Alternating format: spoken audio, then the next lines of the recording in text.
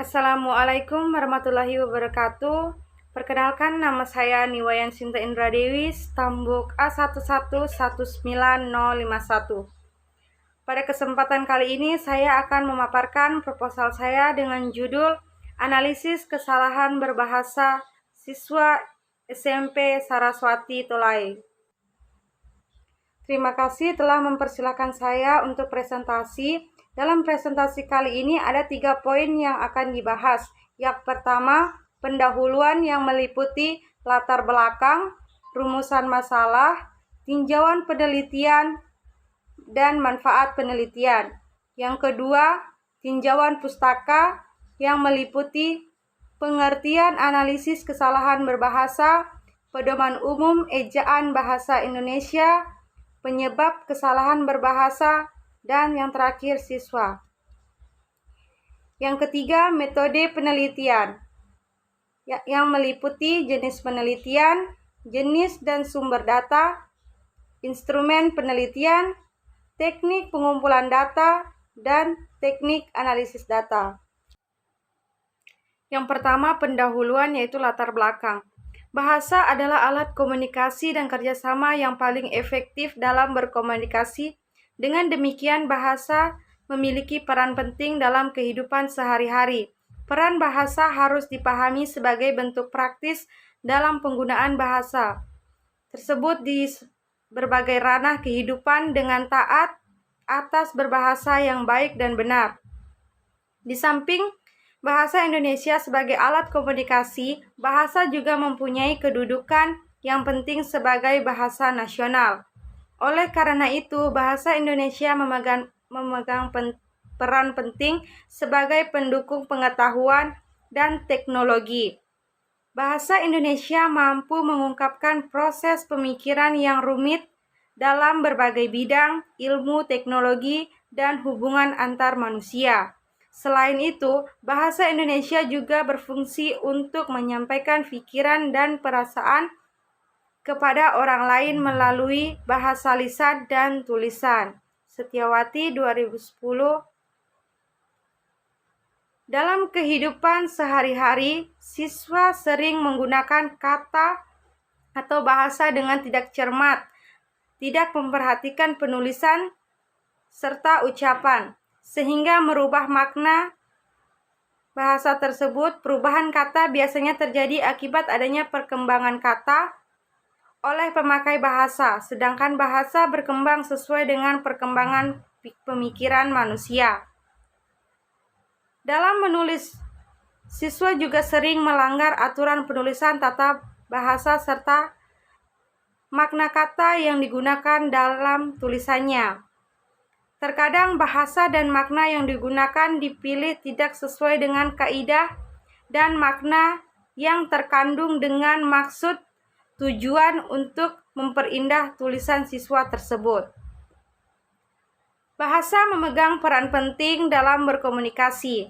Peran tersebut akan mampu memainkan fungsinya jika dalam tuturan akan tercipta komunikasi yang baik.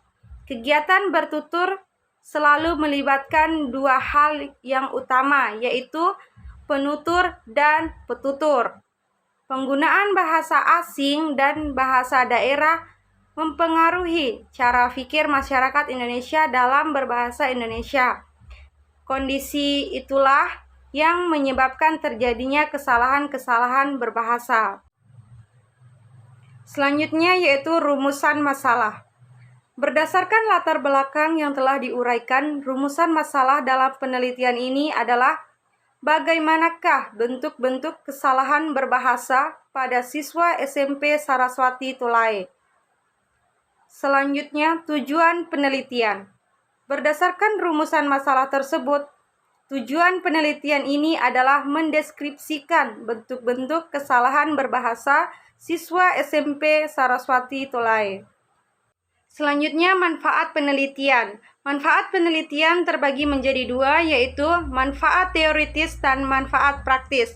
Manfaat praktis yang meliputi manfaat bagi guru, bagi siswa, dan bagi peneliti. Bagian yang kedua yaitu tinjauan pustaka, yang meliputi Pertama, pengertian analisis kesalahan berbahasa. Dalam bahasa Indonesia ditemukan beberapa kata yang artinya bernuansa dengan kesalahan, yakni penyimpangan, pelanggaran, dan khilafan.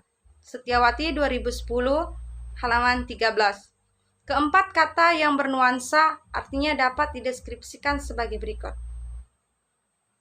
Yang pertama, untuk memberi kejelasan, arti kata salah dilawankan dengan betul.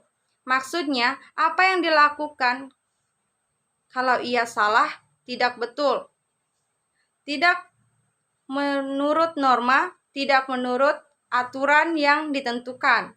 Hal ini disebabkan ia belum tahu atau ia tidak tahu bahwa ada norma atau ia hilaf. Kalau kesalahan ini dihubungkan dengan penggunaan kata, ia tidak tahu apa yang setepat-tepatnya dipakai. Yang kedua yaitu penyimpangan. Dapat diartikan menyimpang dari norma yang telah ditetapkan. Ia menyimpang karena tidak tahu atau enggan, malas mengikuti norma yang ada. Yang selanjutnya yaitu pedoman umum ejaan bahasa Indonesia. Ejaan adalah seperangkat aturan, kaidah pelambangan bunyi bahasa, pemisahan, penggabungan, dan penulisannya dalam suatu bahasa. Ejaan mengatur keseluruhan cara menuliskan bahasa dengan menggunakan huruf, kata, dan tanda baca sebagai sarananya. Ejaan merupakan kaidah yang harus dipatuhi oleh pemakai bahasa demi keteraturan dan keseragaman bentuk, terutama dalam bahasa tulis. Keteraturan bentuk akan berimplikasi pada ketepatan dan kejelasan makna. Ejaan yang berlaku sekarang dinamakan Pedoman Umum Ejaan Bahasa Indonesia atau PUEBI. PUEBI adalah Pedoman Umum Ejaan Bahasa Indonesia pengganti EYD, ejaan yang disempurnakan. Digunakan pada instansi pemerintah, swasta, dan masyarakat sebagai pedoman penggunaan bahasa Indonesia yang baik dan benar. Hal ini telah diatur dalam Peraturan Menteri Pendidikan dan Kebudayaan Republik Indonesia Nomor 50 Tahun 2015 yang resmi mulai dilakukan pada tanggal 26 November 2016. Merupakan upaya penyempurnaan ejaan yang sudah dipakai selama 45 tahun. Sebelum yang dikenal dengan nama ejaan yang disempurnakan.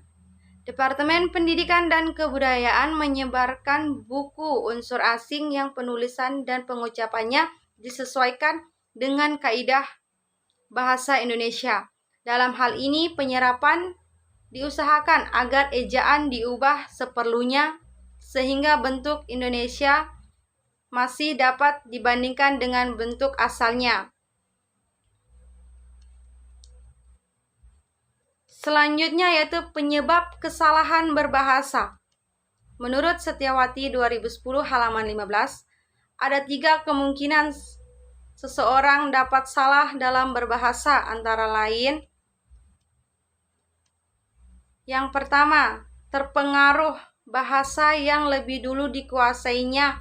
Ini dapat berarti bahwa kesalahan berbahasa disebabkan oleh interferensi bahasa ibu atau bahasa pertama terhadap bahasa kedua yang sedang dipelajari si pembelajar.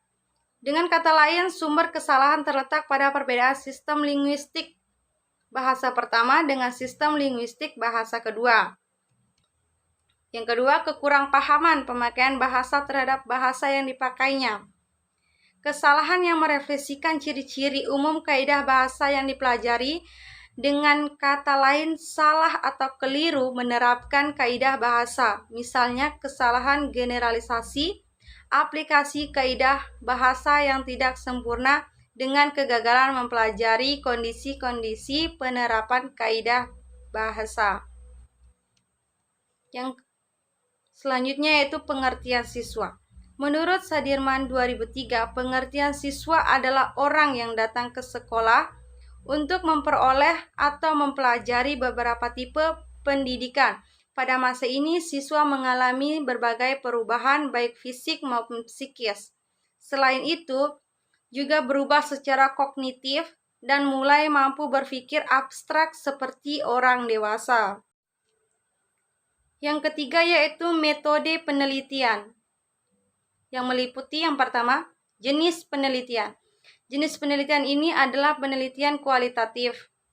Metode kualitatif digunakan sebagai prosedur penelitian yang menghasilkan data deskriptif berupa kata-kata tertulis atau lisan tentang orang-orang dan perilaku yang diamati.